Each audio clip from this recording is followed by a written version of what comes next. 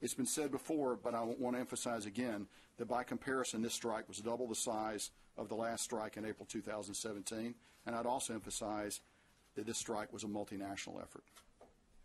The precision strike was executed with France and the UK, demonstrating our unquestionable resolve. I'd like to close by noting that since the strike, we have not seen any military response from actors within Syria, and we remain postured to protect our forces and those of the coalition should anything occur. Dana, back to you. So with that, we'll take your questions. Bob. Thank you. General McKenzie, you said that you assessed initially that the attack cumulatively set back the Syrian chemical weapon program for years. Can you elaborate on that? Ms. White said that it was intended to cripple it. Can you be more specific? Sure. I think we.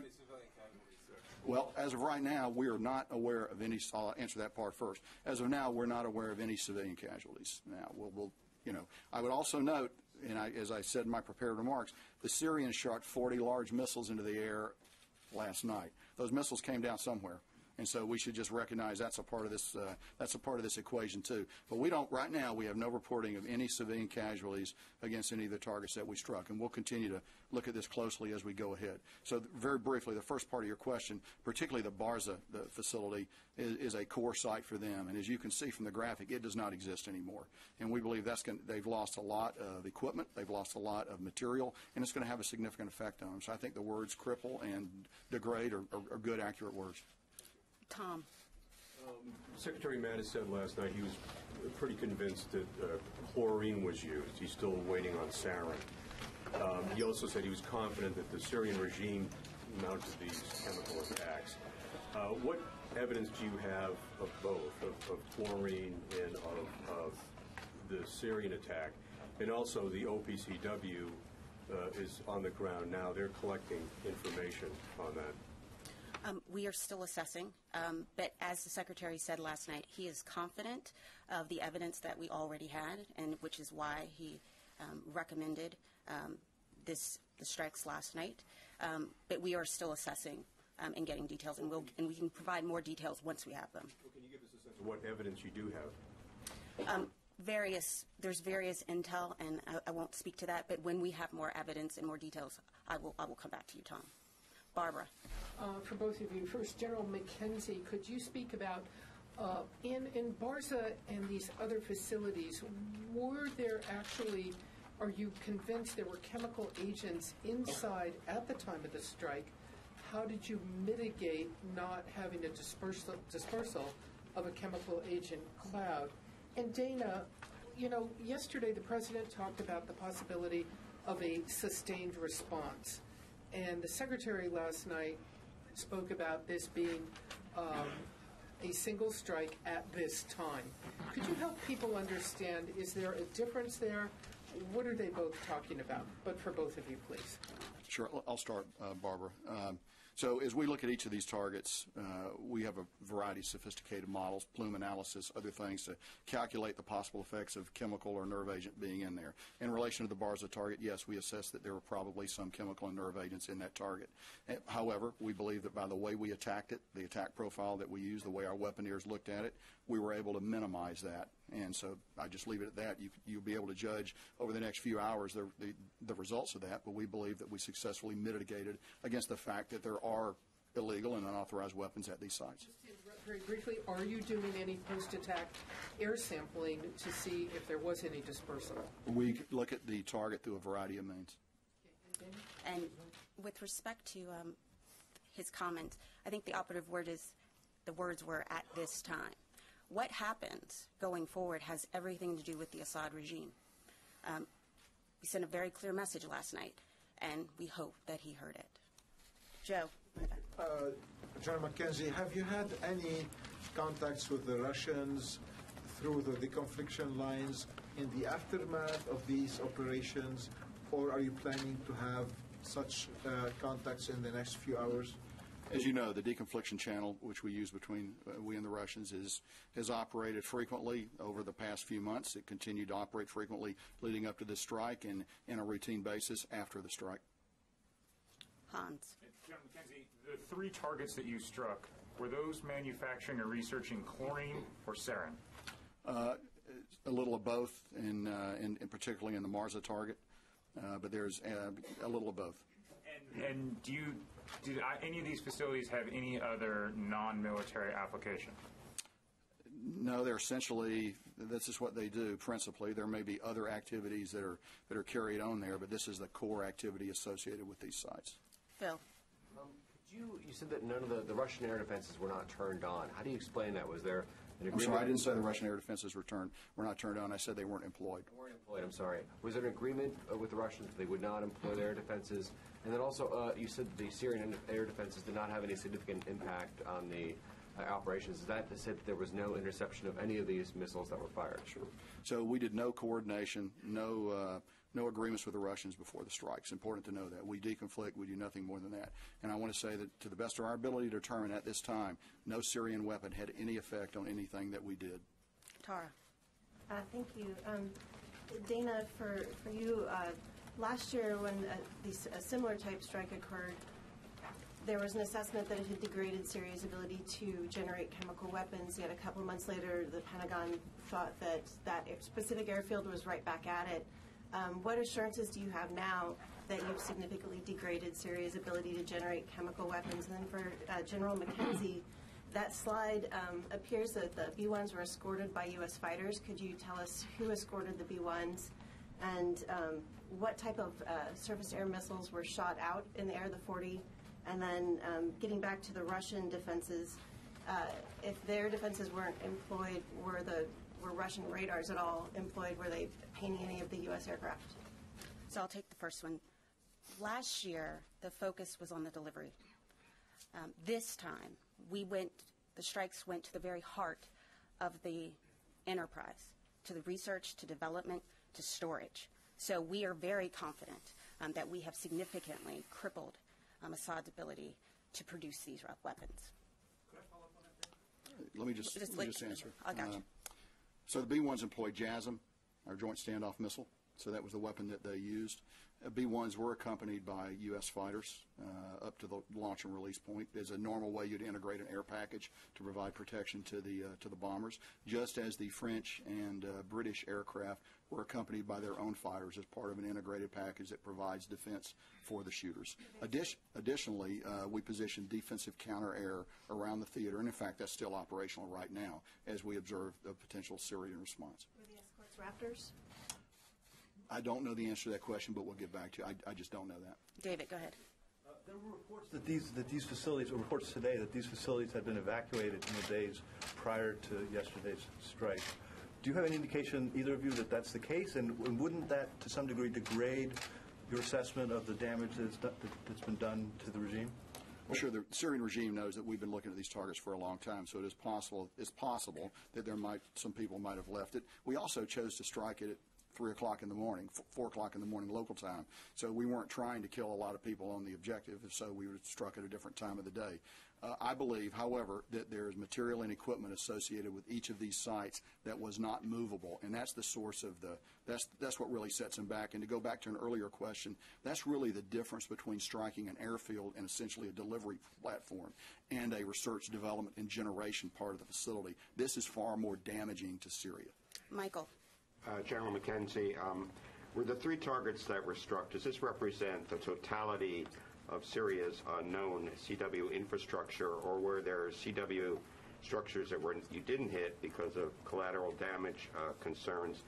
Second, is chlorine the new red line? Because the administration monitored the use of chlorine for many months and didn't take any action, and it seems only to have taken action because a nerve agent appears to have been used.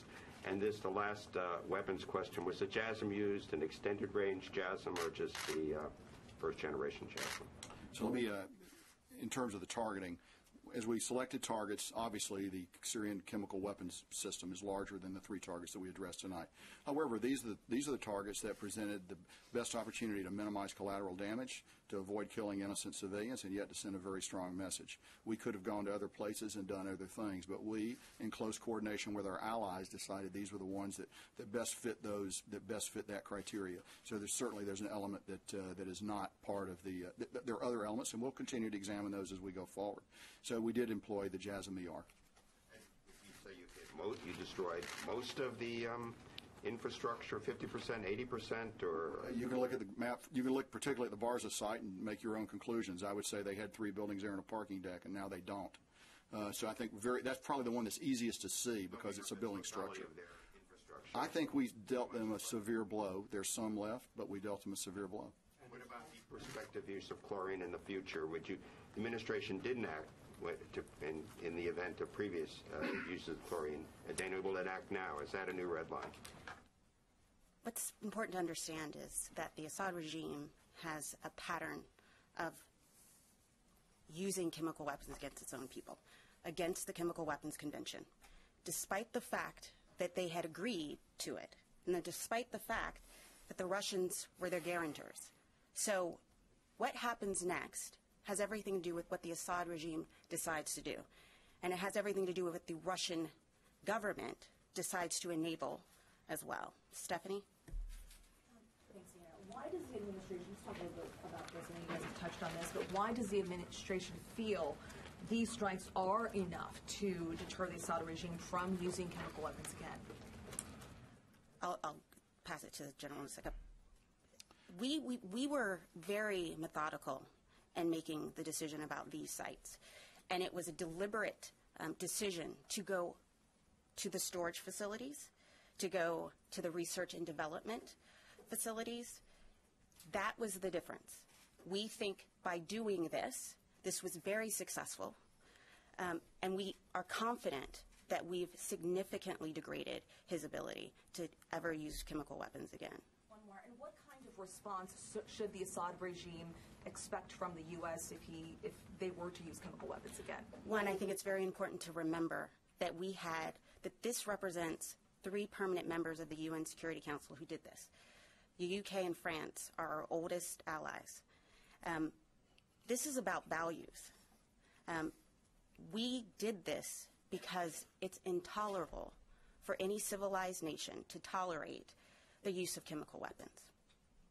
Thank you. Missy. Thank you. I just have one follow-up on Michael's question for you, General, and a question for you, Dana. General, can you just, to press you a little bit on the chemical weapons program, can you give us an idea of, with this, should the American public understand that this is a minority of the existing chemical weapons programs?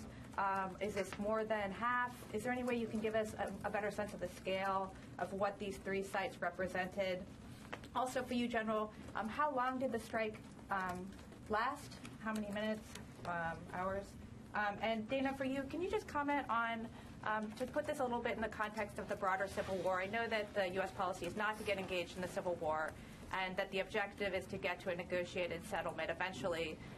But, you know, we have this significant military response to chemical attacks that in this instance killed an estimated 45 people. At the same time, the Assad regime has continued to use conventional means to attack women and children, civilians repeatedly using barrel bombs and other means.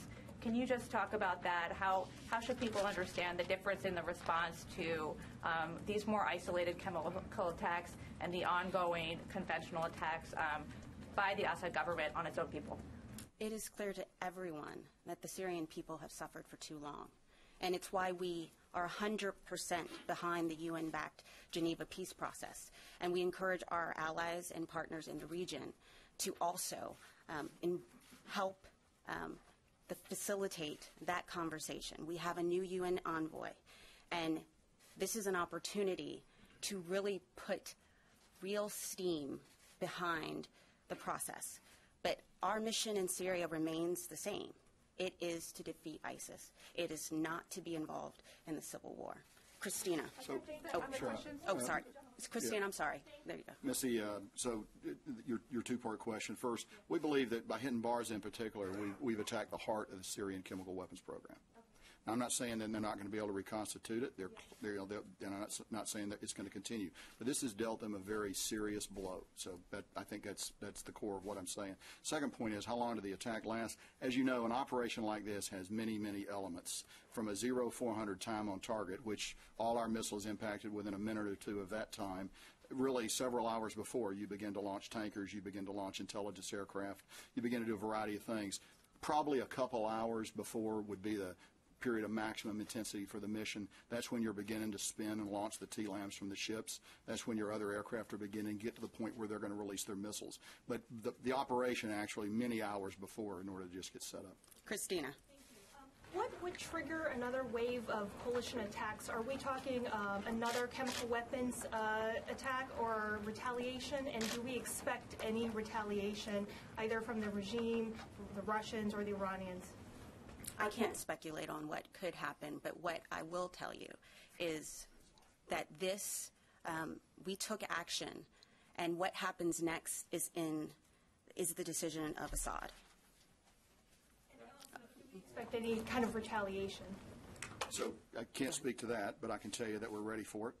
We're postured both in the region and globally. We're on the balls of our feet, and we're ready for anything. Tony. General, a couple questions. One, was this the least extensive of all the options that were crafted? Can you give us a feel for how many options were put together, and was this the one that would meet at the least amount of damage? So I would tell you that we can't comment on options we present to the president. That's a choice he makes, so I'm not going to be able to discuss that. I will tell you that of all the options, carefully looked at ways to minimize collateral damage. You balance always minimizing collateral damage against getting maximum effect. These are three targets that seem to hit the sweet spot and do that. What impact did the very public prelude to this attack have on military planning in terms of enveloping in maybe a 21st century bodyguard of lies in terms of deception on ship movements? What impact did it have on possibly launch axes of the aircraft or ships used? We were all focused on the Donald Cook, and the Donald Cook wasn't used. Can you give some sense of that? Sure, if I could build on your bodyguard of lies comment. The truth is, it had no effect on military planning. It had no effect on military planning. David. Yes? Okay. David Martin. I thought I heard you say that this strike put more steam behind the Geneva peace process. How does this help bring peace to Syria? The UN, we have been very clear about the fact that we fully support the UN-backed Geneva process. Sochi has failed. Our focus remains defeating ISIS. It is not to get involved in the Syrian civil war. We call on all nations, and I think the demonstration of our allies, France and the UK, helping us, demonstrates that we are serious about the fact that chemical weapons use is intolerable, it's inexcusable, but we will remain committed to the 70-nation coalition to defeat ISIS. How does preventing the use of chemical weapons affect the outcome of the Syrian civil war? It affects it by, again, demonstrating to the world that this is a heinous regime. This is a regime that murders its own people daily. We, yesterday, with the help of our allies, addressed the fact that they continue to use chemical weapons against their own people. We continue to hope and urge, and we're confident that the UN process will move forward. But our mission remains to defeat ISIS. There is still work to be done, and we will do it. Right here, and right here. I'm going to ask three quick questions. First, were you ready yesterday to engage Russian targets in case Russia responded to that attack? Second, you keep talking about the current Syrian chemical program. Can you give us an idea about the size of this program in comparison to what the regime had before dismantling it? What is in percentage? And third, you're talking about evidence of chemical weapons attack. We haven't seen any evidence, really. That's what you're saying. However, there's an organization on the ground in Syria, the OPCW, and it will conduct an investigation. Why didn't you wait for that investigation to end? Well, let's remember that OPCW and others have been blocked from entering Ghouta and Douma. That's because of the Assad regime. We need to remember that everything that's happening with respect to the murder of these people, innocent people, is the responsibility of the Assad regime. So we were very confident about the evidence that we had. And it was clear. And the Secretary said yesterday, he was very confident about the intelligence as well as the evidence. And that's why we moved forward. Then the two other questions on Russia and the size of the Sure. chemical We have program. an active, effective deconfliction channel with Russia. It's been used months before this attack. It was used through this strike, and it's been used afterwards. And I'm not going to be able to comment on anything more specific on The that. size of the program, the current program that what the Syrian regime has now? Because you made lots of assessment, you have a good idea, you have lots of targets. So in comparison to what the Assad regime I had would say before- there's still a residual element of the Syrian program that's out there. I believe that we took the heart of it out with the attacks that we accomplished last night.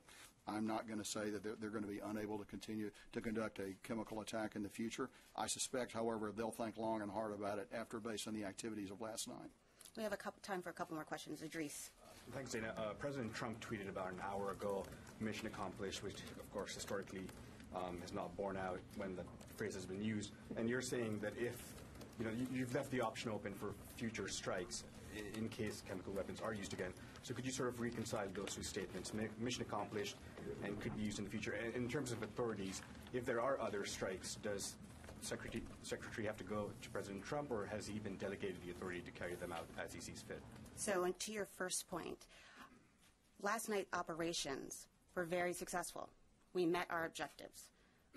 We hit the sites, the heart of the chem weapons program. So it was mission accomplished. Give me your second part. Second part is the authorities question. If there are future strikes, does the same process have to go where you go to the NSC and the PCC? What is the process now? As the Secretary said last night, the President has the authority under Article 2 to defend U.S. interests and national interests. And so I'm not going to speculate on anything that happens in the future, but this was a fully legitimate operation. Ryan. General McKenzie, did the Chairman of the Joint Chiefs, General Dunford, did he communicate with General Gerasimov in the days or hours leading up to this strike? And then, in addition, do you assess that this has actually fundamentally changed the military balance of the Syrian civil war, or is the Assad regime maintaining its advantage? So I go back to some of the things I've already said about the deconfliction channel with the Russians. It's a multi-level, robust system of communication that we've employed for some time. I'm not going to be able to give you any more information on a particular conversation that the chairman may or may not have had.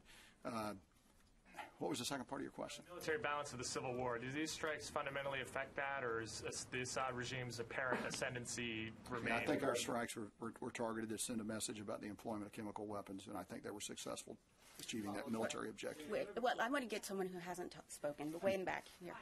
Connie. Channel 4 News.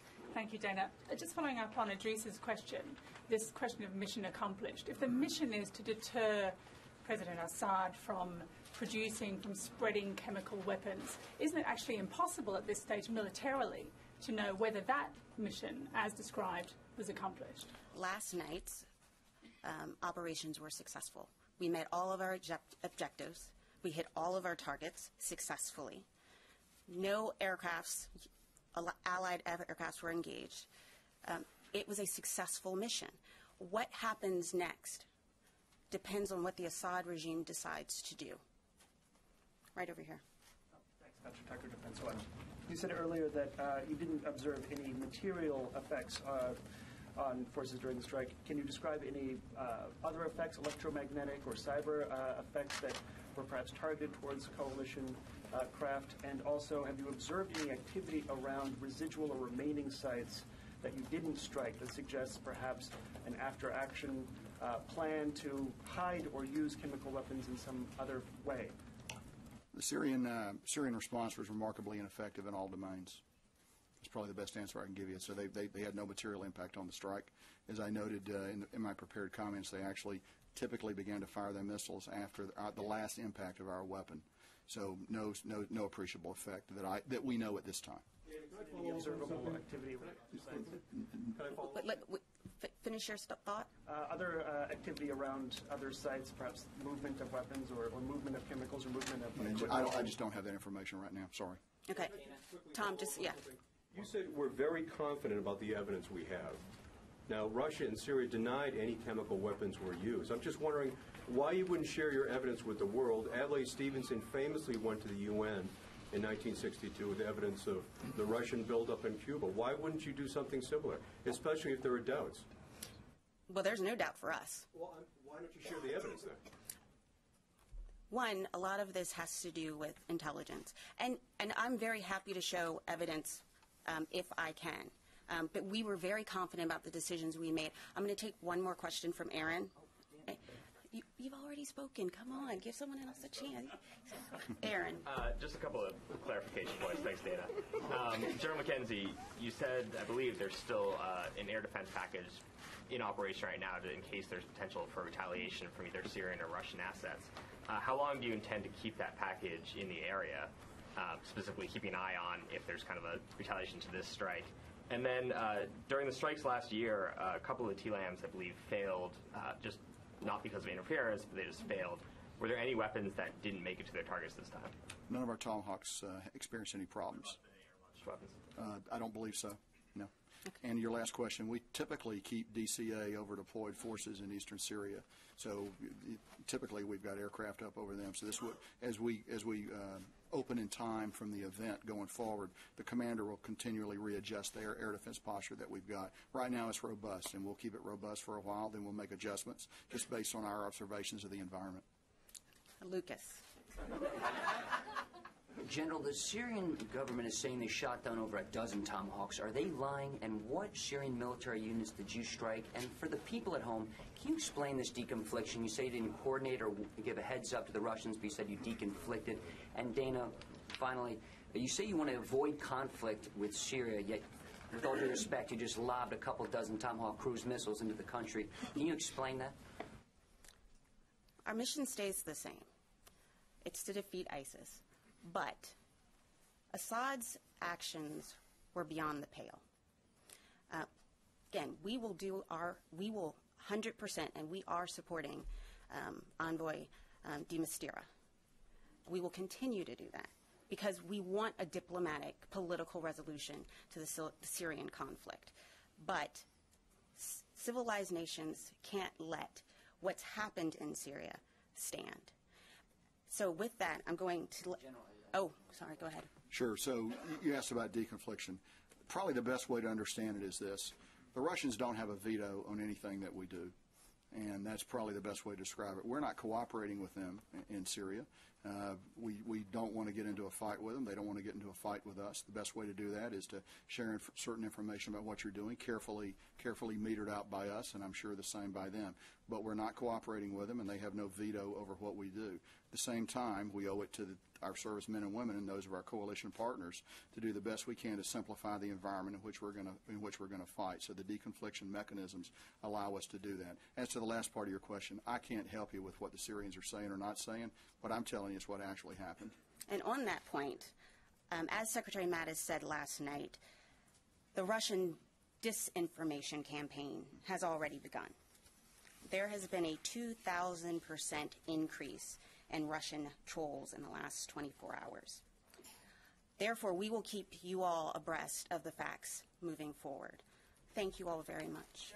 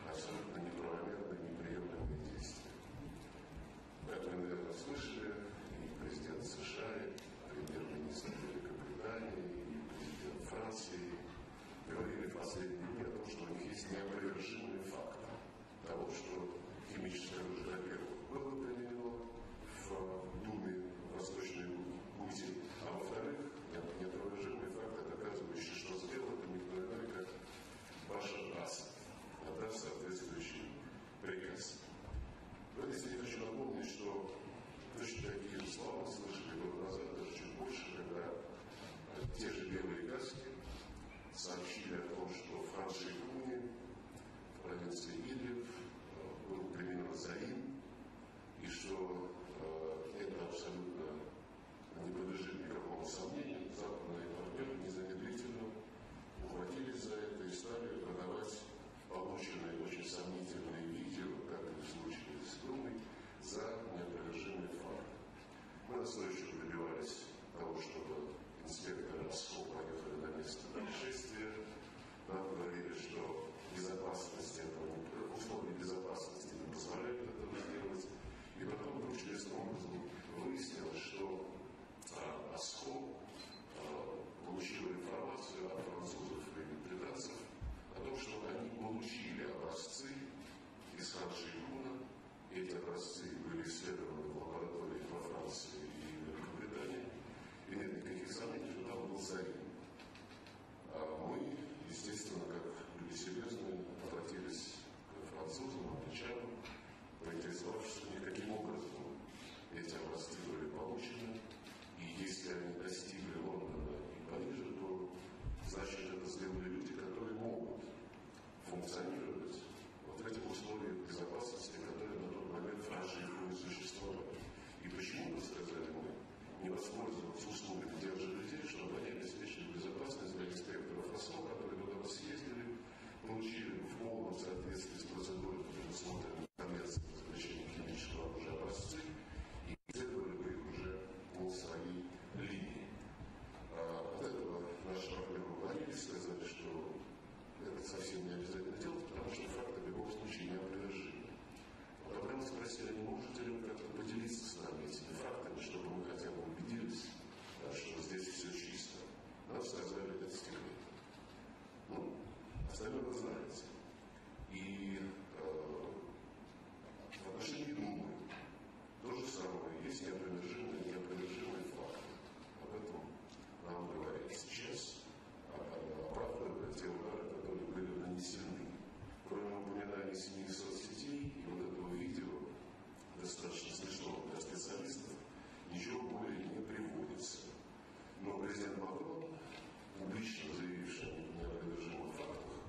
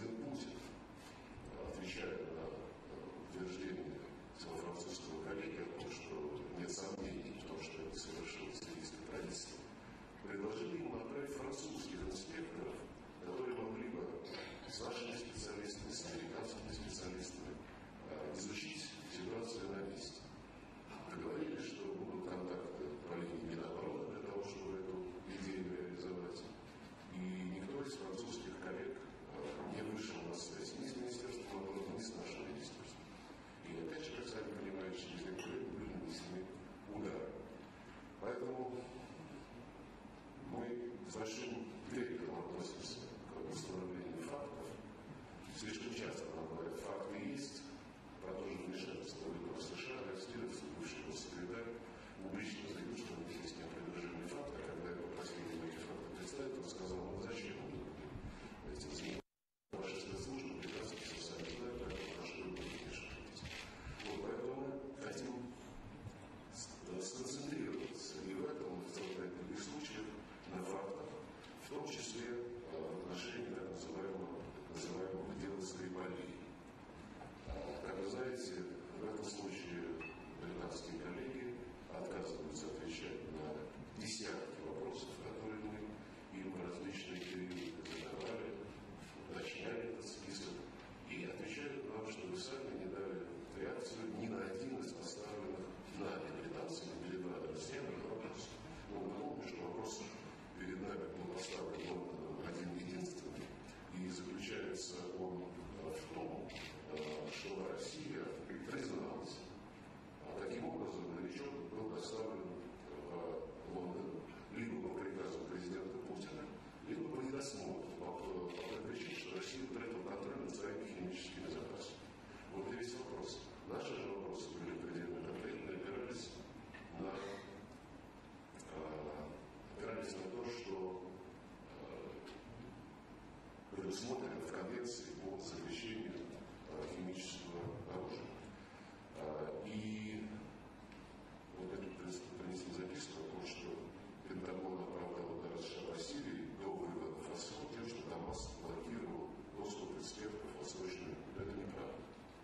Мы следили за этой ситуацией буквально поминутно, и российское правительство было готово выдать визы незамедлительно на границе, без всяких дополнительных формальностей. Когда исследователи поехали в Европу на границе с Сирией, они получили приз. Это было официально подтверждено.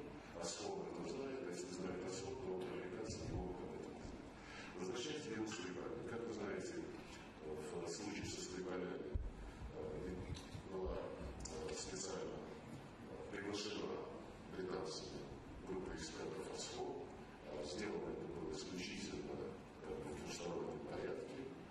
Было сказано, что потом всех остальных проинформируем о том, каким выводом эта группа придет. И доклад этой группы экспертов ОСКО был распространен сначала в виде резюме для публичного потребления, а затем была распространена его подробная, такая достаточно объемная, конфиденциальная версия только для сведений членов Организации по запрещению химического оружия. В этом докладе, как, собственно, ОСКО и обязаны действовать, подтверждено было химический состав вещества, которое представили британцы, и пробы которого, как говорится в докладе, инспекторы ОСКО также взяли самостоятельно. Там не содержится никаких названий, новичок или что-то еще. Там приведена длинная химическая формула, которая, по оценке наших специалистов, не отражает, а указывает на вещество, которое разрабатывалось в многих странах и никакого особого секрета не представляет. Но нам коллеги говорят, я уже привел сейчас примеры, когда описывал предыдущие ситуации, нам говорят коллеги, что у нас есть секретные данные, но мы их не можем поделиться. У нас, как вы понимаете, тоже есть возможность получать конфиденциальную информацию. И поскольку эта информация касается вопросов, буквально связанных с жизнью и смертью, мы эту информацию не будем держать в секрете.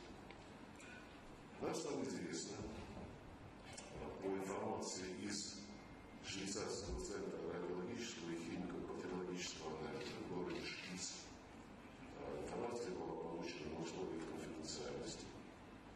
Эксперты этого центра 27 марта завершили исследование образцов, которые были направлены им из Организации по запрещению химического оружия, образцов, которые были по линии ОСКО отобраны на месте происшествия в Саудове. И эта лаборатория в городе Шпиц, в которой, я убежден, работают профессиональные, дорожащие своей репутацией ученые, пришла к следующему результату. Я сейчас буду цитировать дословно то, что они направили в ОСКО в качестве своего